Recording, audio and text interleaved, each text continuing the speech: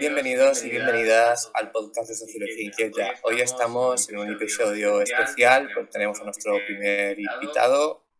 Es un divulgador especializado en distopías cyberpunk, especializado en realidad en el estudio a través de la filosofía y la ciencia social del efecto de las nuevas tecnologías en las sociedades. Buenas, José, preséntate al público de Sociología Inquieta. Hola, buenos días a todos y a todas. Muchas gracias, Álvaro, por invitarme y un placer compartir este espacio virtual contigo hablando de distopías y utopías. Sí. Y bueno, hoy vamos a hablar, como ya ha dicho José, de distopías. Haremos dos bloques. El primer bloque que vamos a iniciar ahora van a ser distopías clásicas, digamos, relacionadas con la distopía social, política, muy en clave de futuros distópicos autoritarios, que veremos que tienen sus propias idiosincrasias. Vamos a empezar hablando de una novela mítica, icónica de las distopías, Un mundo feliz, escrita por Aldous Huxley. Es una distopía que tiene muchas dimensiones. En resumen, digamos que la sinopsis de esta es un futuro. Este libro se escribió en 1932, entonces, bueno, está en el contexto del auge de los fascismos, pero también en la época donde la revolución industrial ya ha hecho mella de manera catastrófica a través de la Primera Guerra Mundial. Entonces, bueno, el autor nos presenta dos personajes principales que luego se convierten en tres.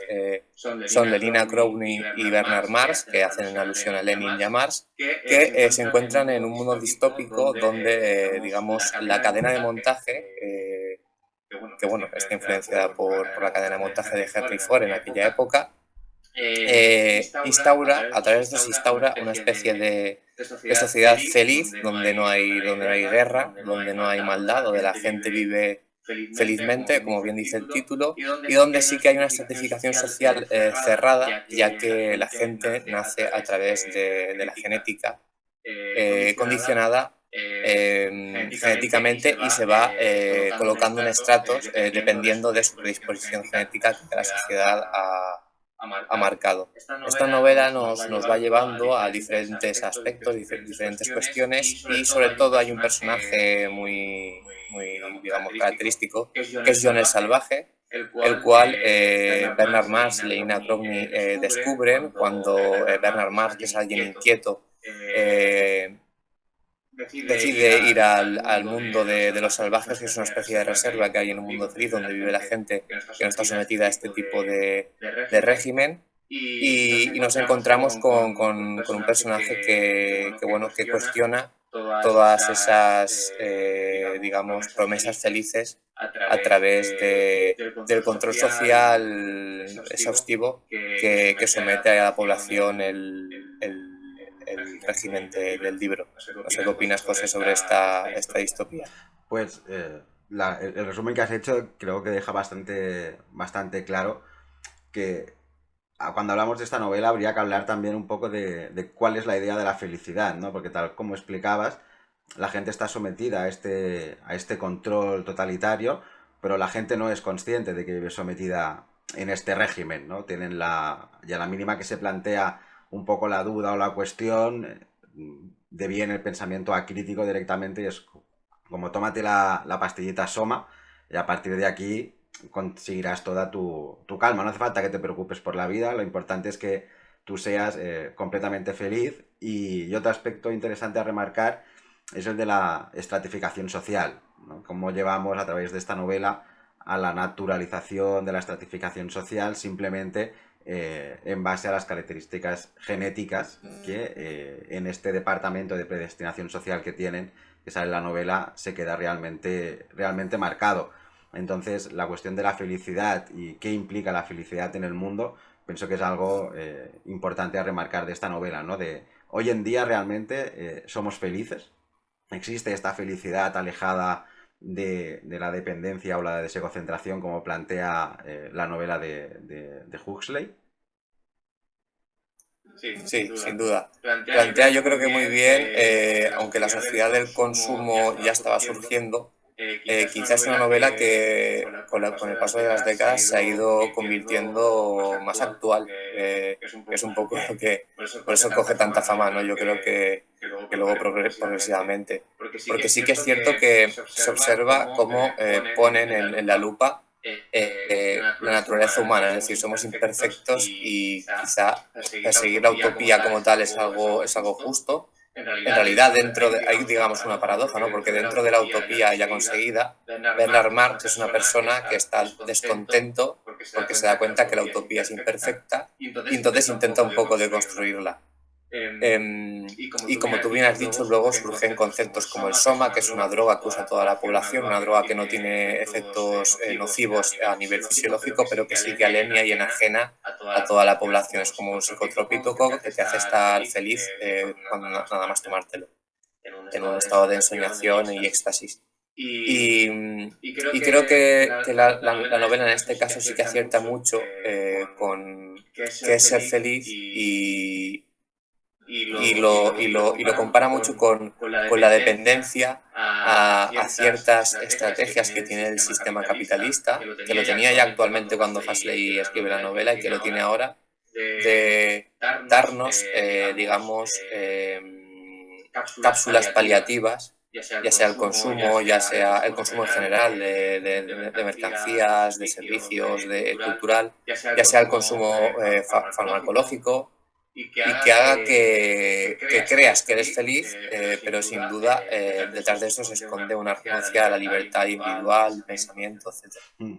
Esta libertad individual pienso que se ve muy reflejada en la figura de Mr. Salvaje. El nombre no lo sé, sé que le opinan el salvaje. John John, es. correcto. Y claro, él al criarse lejos de esta utopía, al educarse al menos leyendo mínimamente las instrucciones de la fábrica donde trabaja su madre, sí que genera un poco de más de conciencia, de libre pensamiento, y cuando es transportado a la utopía, él tampoco encaja en ese momento, ¿no? Entonces es como el pensar críticamente o pensar de forma divergente a como piensa la gran mayoría de la masa, hasta qué punto realmente te hace ver que el mundo en el que estás metido no funciona o no es tan utópico o tan idealizado como realmente la gente que vive inmersa y de forma no crítica en el sistema eh, se plantea. Y este sentido es como mucha gente vive dentro del sistema capitalista pensando que el capitalismo, el consumismo, el dinero, la libertad individual en el aspecto más egocentrado de la palabra, realmente te proporciona tu propia... te va a dar esa felicidad, ¿no? Y luego también una idea muy interesante, pero que esto viene de modelos sociales actuales, como puede estar haciendo Japón, que la novela pienso que no plantea, pero que estaría bien plantearlo, es cómo pasas de esta idea de qué es la felicidad a nivel individual, qué es para ti o para mí la felicidad, y cómo transportar esa idea de felicidad a un nivel colectivo. Porque claro, estamos hablando de algo completamente cualitativo, no... Si nos ponemos a definir la felicidad, seguramente los dos tendremos ideas muy diferentes, pero cómo conseguimos pasar de esa idea de felicidad individual a la felicidad colectiva.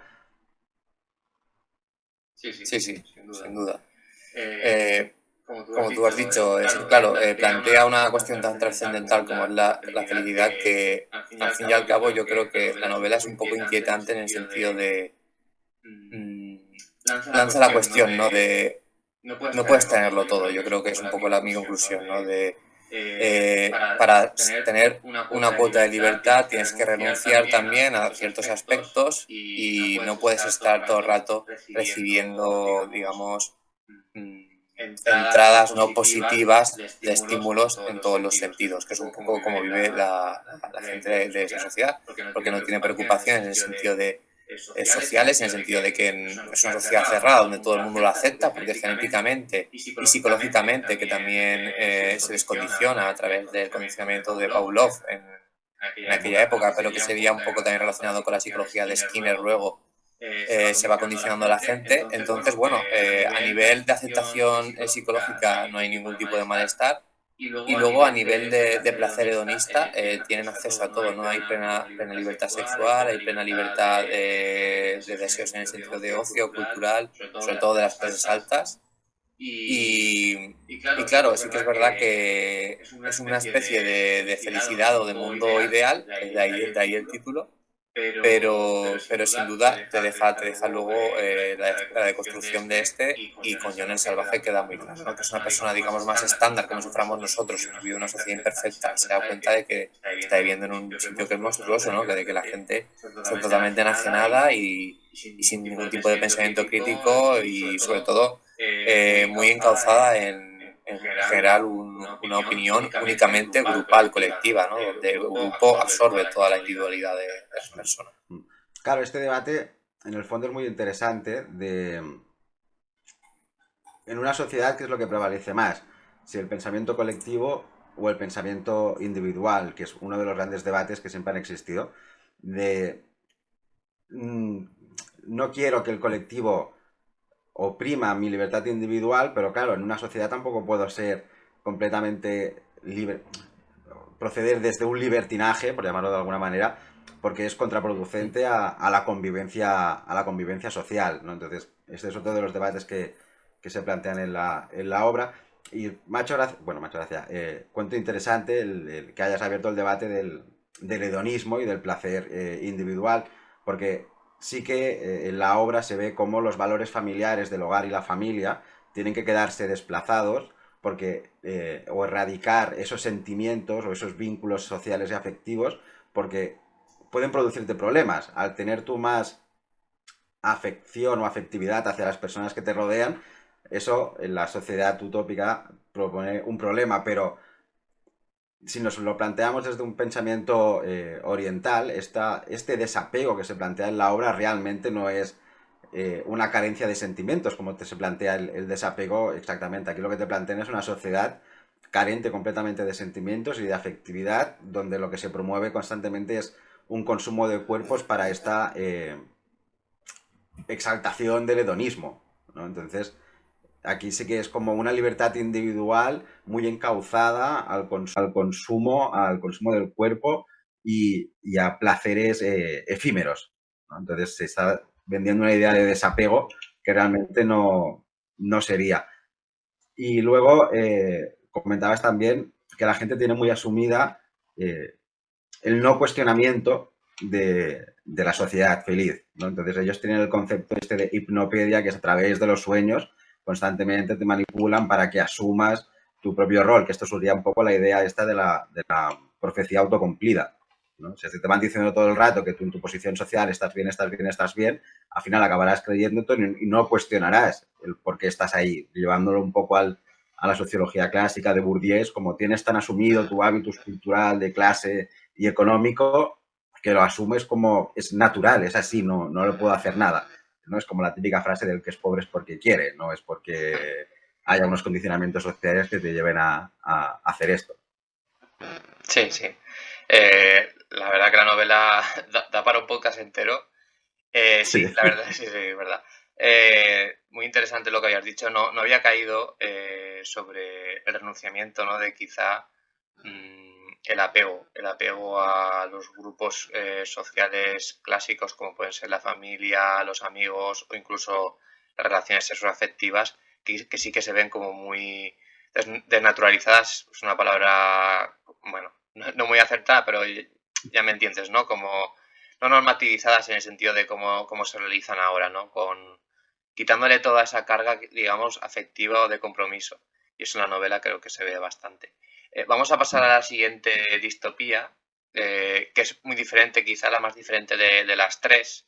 Es el cuento de la criada. Es una distopía que es, bueno, una distopía clásica sobre un gobierno fascista, como pueden ser otras parecidas como 1984 o V de Vendetta, gobiernos autoritarios o totalitarios, ya no tanto fascistas, sino bueno, con esas características similares. Pero en el cuento de la criada existe un gobierno, es en el futuro, hay una crisis climática, ecosistémica, medioambiental, mejor dicho, bastante grave, que hace que las personas empiezan a tener problemas de fertilidad. Entonces, hay un grupo de mujeres, un porcentaje pequeño de mujeres en la humanidad que sí que pueden tener hijos, y el restante, el 70-80% del restante de mujeres y hombres son estériles en este caso por culpa de la contaminación. Hay también ciertas guerras y un contexto, digamos, de incertidumbre, de anomia a nivel global, geopolítico, y esto va generando pues un contexto donde los radicalismos surgen.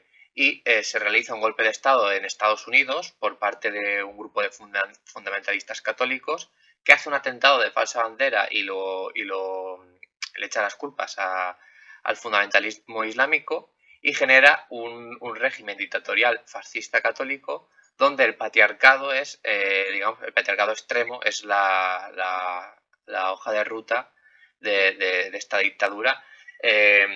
Funda la República de Gilead, que es donde vive, en este caso, donde desarrolla la trama y la protagonista, y se genera, pues bueno, toda una especie de sociedad basada en la misoginia, que está muy vinculada también a lo que podemos observar en general en todos los grupos, tanto pequeños como en estados enteros, donde el fundamentalismo religioso hace mella de su misoginia, ya sea países como Arabia Saudí, Afganistán, o ya sea en comunidades más herméticas, como podemos ver también en Estados Unidos, como por ejemplo el Ku Klux Klan, que también, aunque es más racista, pero también tiene mucho que ver con muchas influencias en esta novela. Y en eso gira el cuento de la criada, que también nos presenta una sociedad estratificada, donde los hombres, evidentemente, simplemente por ser hombres, ya son una clase social diferente, y las mujeres están subordinadas. Pero dentro de las mujeres sí que vemos unos estratos bastante concretos. En primer lugar están las mujeres digamos, los hombres libres en este caso. Luego nos encontramos con las tías, que serían las, digamos, encargadas de la propaganda y de adoctrinar a las criadas, que son por eso se llama el cuento de la criada de la novela, que serían las personas que sí que pueden tener hijos, las mujeres que sí que pueden tener hijos, y que se les obliga a tener solo esta única función. Las criadas siempre están en una casa de alguien de clase alta, hombre y mujer, siempre, y son propiedad de estos. Las usan como úteros portátiles, como vientres gestantes, y luego también tienen a su cargo una marza, que es, digamos, una criada, que es una mujer estéril, pero que siempre está trabajando en las casas o en alguna tarea para las clases altas de la sociedad, y genera una estratificación social basada en la clase y también en el género. Es una distopía pues, muy interesante y también original en el sentido de fomentar y de hacernos reflexionar sobre el patriarcado de una manera tan clara.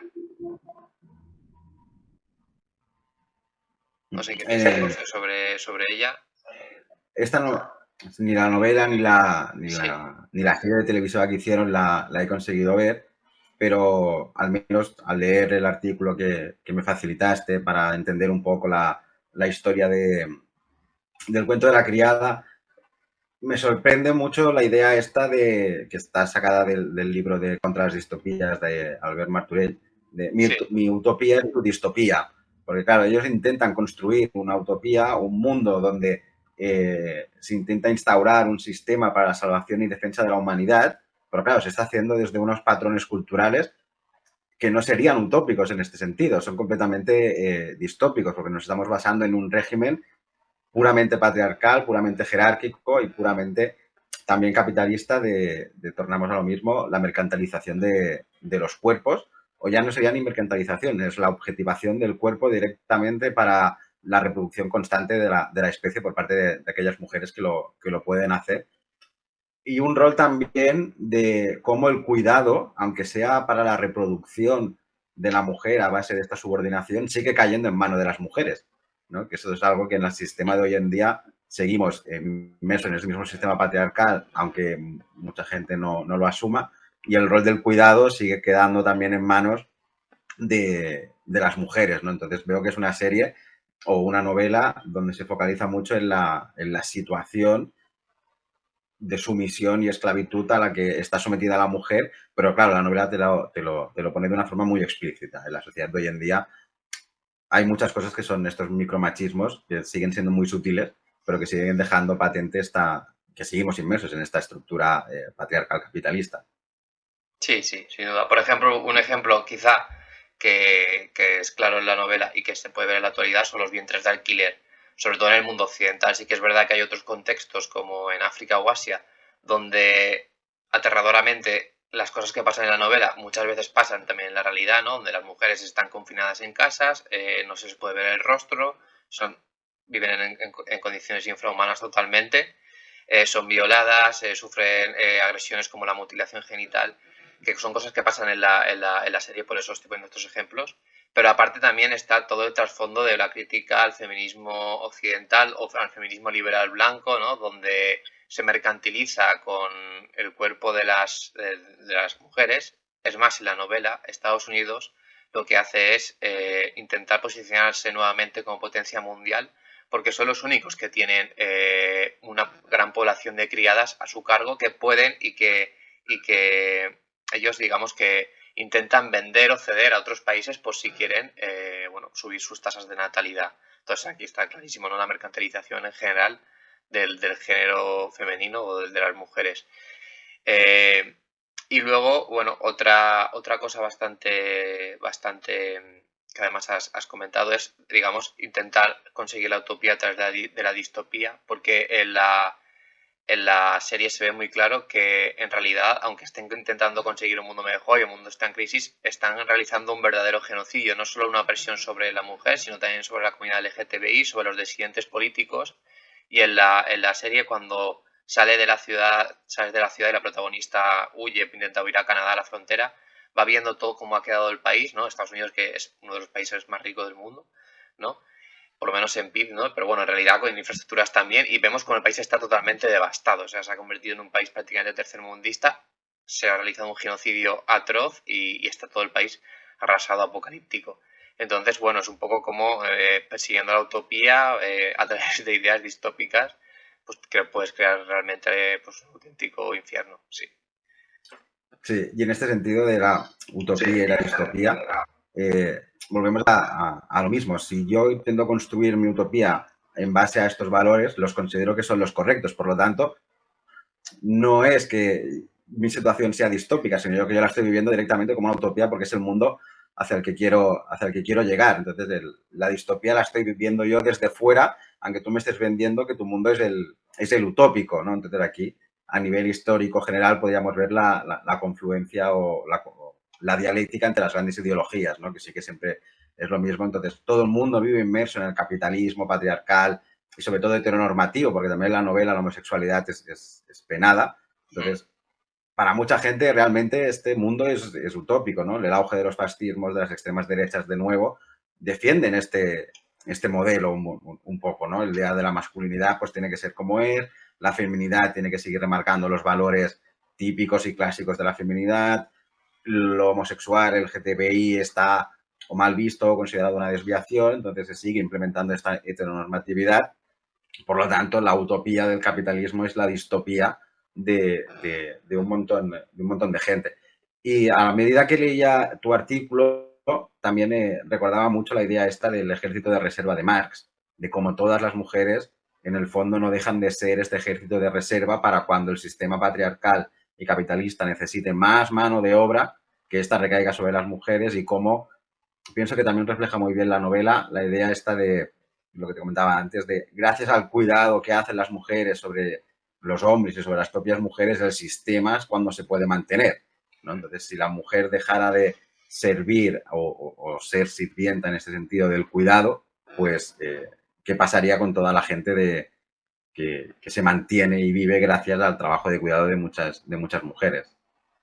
Sí, sí, sin duda, ¿no? La llamada doble jornada en sociología del trabajo. Y sí, sí, vamos, en realidad se ven muchas dimensiones en otro tipo de series, no hace falta que sean distópicas, porque bueno, es algo bastante, pero sí, en el punto de la criada, obviamente, las mujeres solo les está permitido enfocarse al tema de la maternidad y del cuidado. No hacen otras funciones, tienen prohibido hacer otra cosa, aparte de las tareas del hogar, domésticas, etcétera.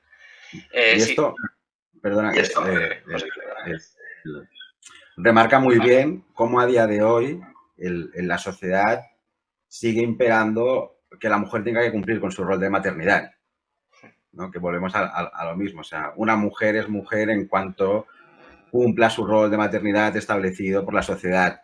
Es como si una mujer no quiere cumplir con su rol de maternidad, ya se le mira mal, ya tiene una presión social encima, que en el cuento de la criada es como tienen a las que las educan como para que sean así su rol, volvemos a lo mismo, ¿no? De cómo el propio pensamiento hace que tú asumas que ese es tu rol sin cuestionártelo, y algo que comparte con la novela de Huxley es este pensamiento acrítico, que es como no puedes leer, no puedes tener nada, disminuyamos la lectura, míralo todo a través de ciertas cosas, que es, hoy en día también sería un poco, haciendo la comparativa a la sociedad pantalla, por llamarlo de alguna manera, de estás constantemente viendo vídeos y no reaccionas a un pensamiento, entonces no lees, no generas esta cultura, no tienes un pensamiento crítico y vuelves a tragar con todo lo que socialmente toca que tengas que jugar tu juego.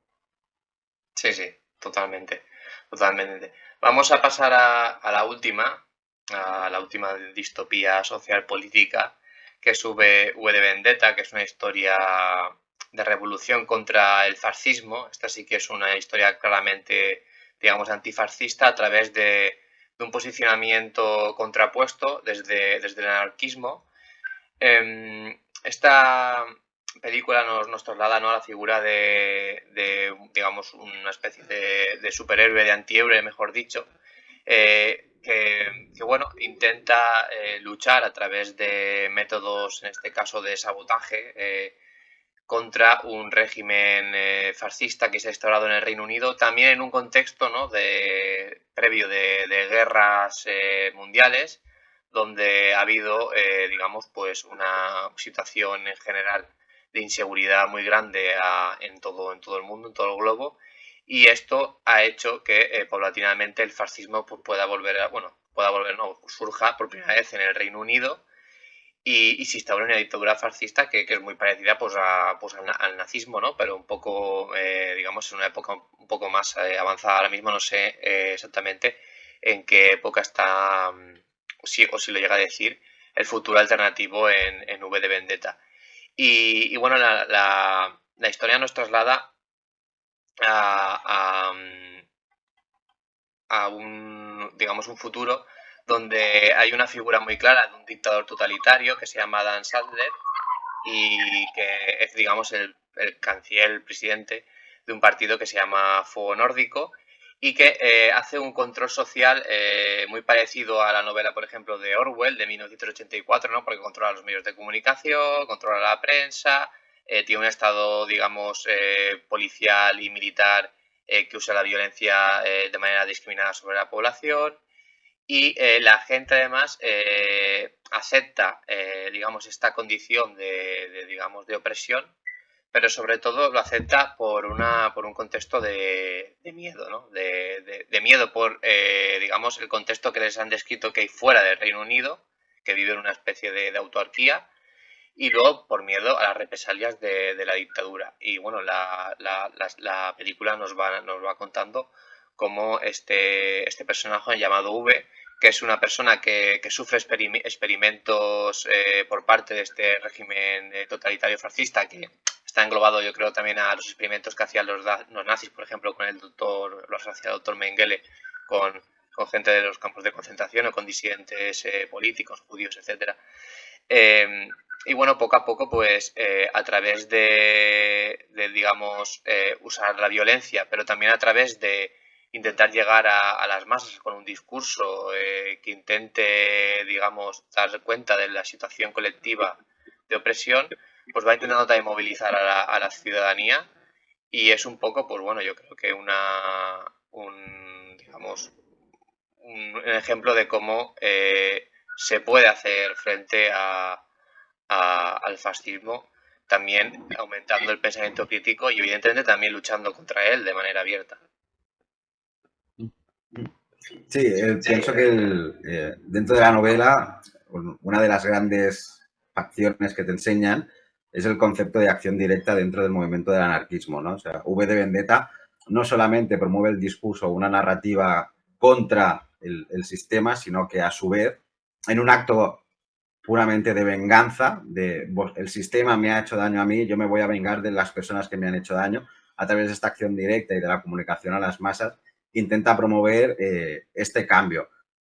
Nos centraremos un poco en la película porque el cómic lo aborda de una manera muy, muy diferente, es mucho más, en sus actos de venganza es mucho más radical, por llamarlo de alguna manera, que te hace ver que el protagonista a veces tienes que empatizar con él y a veces te hace incluso cuestionarte si sus actos son realmente morales, ¿no? O sea, es como, ¿esto estaría bien hacerlo o no estaría bien hacerlo?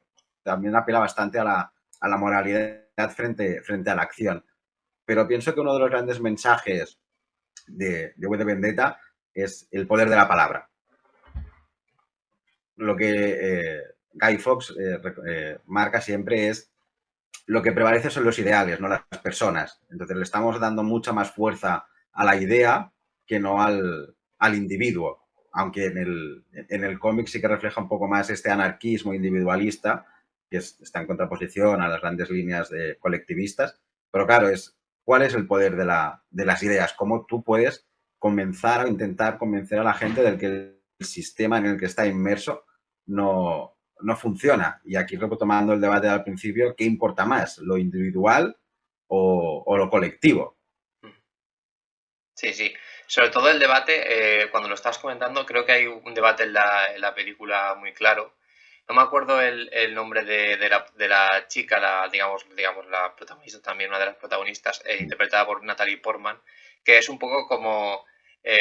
Ivy se llamaba. Muy bien, sí.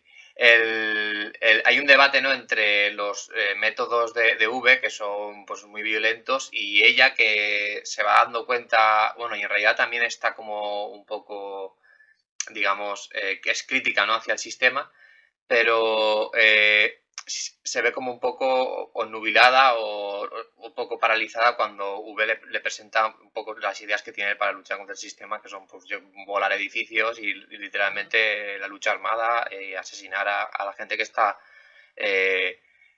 por lo menos en las posiciones de poder del régimen. Y entonces creo que en la película siempre se ve como ese debate todo el rato. Sí que al final hay como una aproximación de posturas, tanto emocionales, ¿no? Porque empiezan también con una historia de amor entre ellos, por lo menos en la película. Pero también como él acaba un poco convenciéndola a ella, no sé si tanto de sus métodos, pero sí que digamos, de la necesidad, ¿no?, de intentar plantar cara al fascista. Claro, pero ella consigue asumir que la lucha es necesaria cuando dentro de los métodos que V utiliza para convencerla le narra la historia de amor entre las dos personajes que le escribe la carta en papel del váter. Que él le dice, todo lo que tú has vivido no es real, pero sí que ha sido real y a partir de esta historia tú estás entendiendo que una vez tú has perdido el miedo al sistema, ya puedes enfrentarte al sistema, porque ya no tienes nada que perder, ¿no? Que aquí, volviendo también un poco a Huxley, aquí sí que hay una gran idea de desapego, de no me desvinculo emocionalmente de la sociedad, me implico, pero me he desapegado tanto de mi propia individualidad egocentrada o egoísta,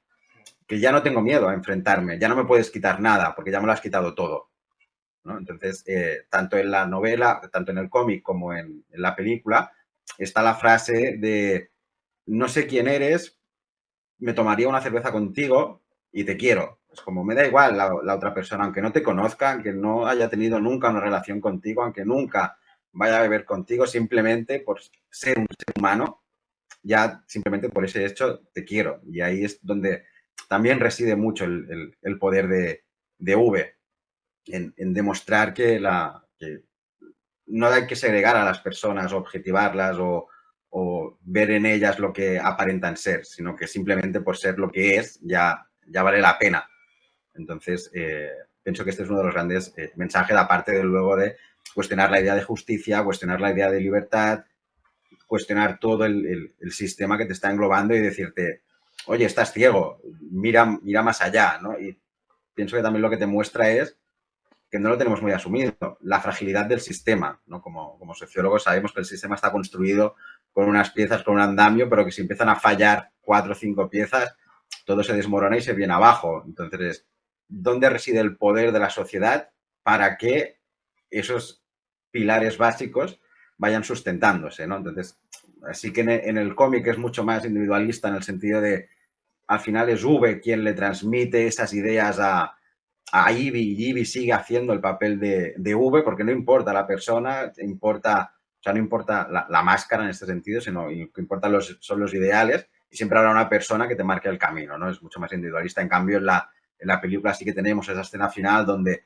todo el mundo disfrazado de V se acerca y es como, ahora tenemos la fuerza y la masa social suficiente como para intentar enfrentarnos al sistema y el sistema ya no nos puede hacer nada.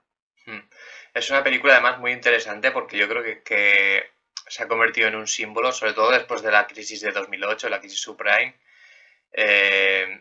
también un símbolo digamos, de los activistas, los hackers, y luego, bueno, en general un símbolo de luchar contra el sistema a nivel muy genérico, porque claro, los símbolos muchas veces se difuminan, ya no se utilizan ya no se utiliza tanto a lo mejor desde el anarquismo, incluso han habido apropiaciones del símbolo también por parte de la extrema derecha, que es un poco absurdo, ¿no? Cuando en la película se está luchando contra su ideología. Pero vamos, yo creo que es un poco un ejemplo bueno, del significado real que tienen también las distopías y cómo al fin y al cabo la gente acaba identificándose con los problemas reales. Sí, el gran problema, al menos del libro este que te comento que leí, es que muchas de las distopías acaban justo en el momento más interesante, que es cuando empieza la revolución. O sea, ya has hecho todo el proceso, ya has empezado la revolución y ahí se cierra el telón. Y es como, ostras, ¿cómo construyes este nuevo mundo? Claro, eso es lo ¿Cómo complicado. V o cómo Ivy construiría su mundo revolucionario? ¿Seguiría siendo una utopía? ¿Seguiría siendo una distopía? Lo que es su utopía sería la distopía para otras personas. V de Vendetta te lo deja ahí también de la vida sigue, hay que construirlo, pero no te hace la pregunta de ¿y cómo lo construimos? ¿No? ¿Cómo hay que hacerlo?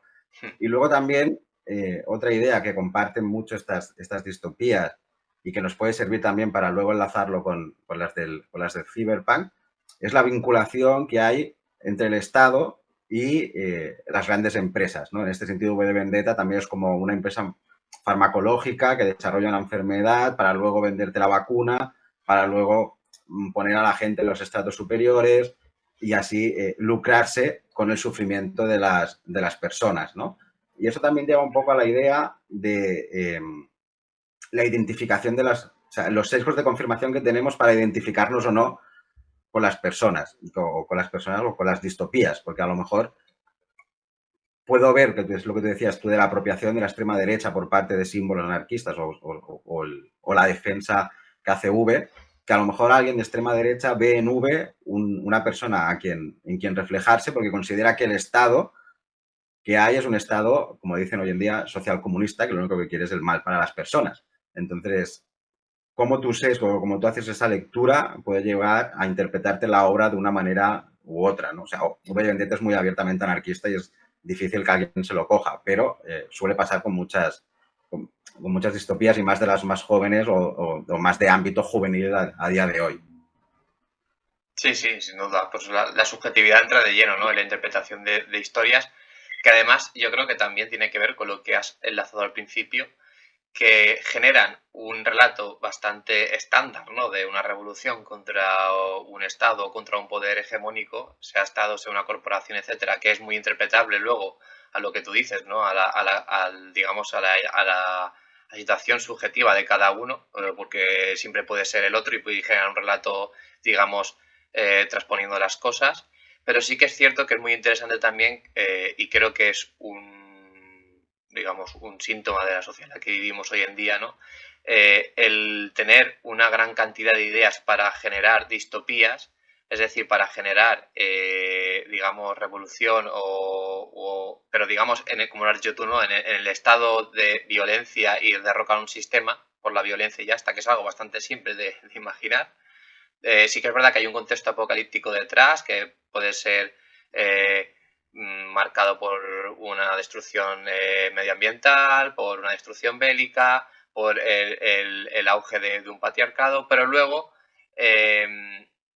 digamos, construir un relato donde haya una realidad después de eso, que sea una realidad imperfecta o perfecta, da igual, es mucho más complicado, pero creo que también es mucho más necesario.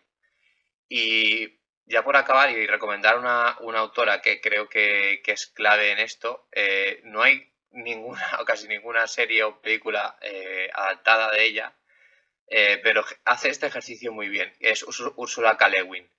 Tiene un libro que se llama Los desposeídos, no sé si lo has leído, una novela, que te recomiendo mucho porque la novela se inicia ya directamente en un planeta donde se ha instaurado, ya lleva bastantes, casi un siglo, un régimen anarquista que funciona perfectamente y te va contando a partir de ahí las vicisitudes, digamos, cómo viven de manera diferente y tienen sus problemáticas y también sus ventajas respecto al mundo capitalista. Claro, pienso que esta idea de partir desde una utopía es muy buena, pero lo que he hecho en falta es el momento de la construcción de la utopía, que es realmente donde entra en conflicto la colectividad humana, la psicología humana, la sociedad.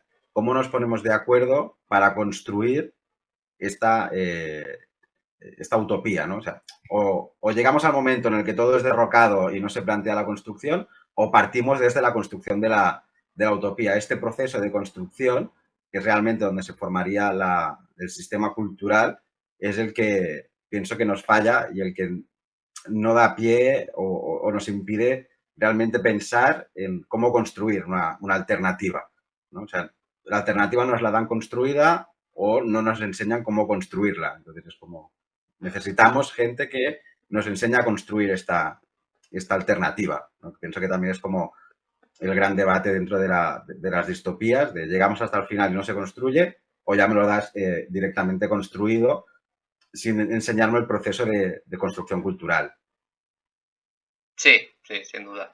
Yo creo que también ya no es un poco porque sea algo, digamos, un síntoma del contexto social, etcétera, que sí que es verdad que el aumento de discursos distópicos sí que creo que está enlazado aquí, pero yo creo que es básicamente porque es muy complicado hacerlo.